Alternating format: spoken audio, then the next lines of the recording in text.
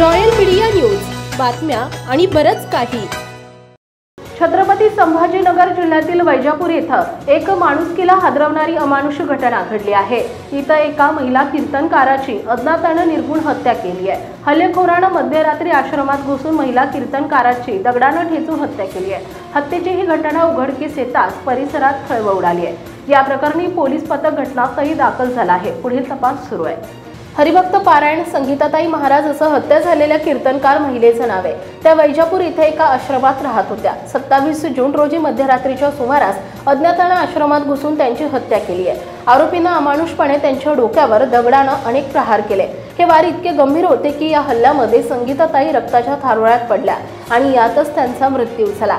या घटनेची माहिती मिळताच पोलीस पथक घटनास्थळी दाखल झाले। पोलिसांनी पंचनामा करून मृतदेह ताब्यात घेतला।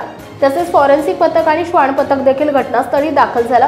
ठोस पुरावे गोळा करण्याचे प्रयत्न सुरू आहेत। ही हत्या नेमकी का झाली आणि कोणी केली याची कसलीही माहिती अद्याप समोर आली नाही। पोलीस याचा शोध घेत आहेत। मात्र महिला कीर्तनकाराची दगडाने ठेचून हत्या होणं ही अत्यंत गंभीर बाब आहे।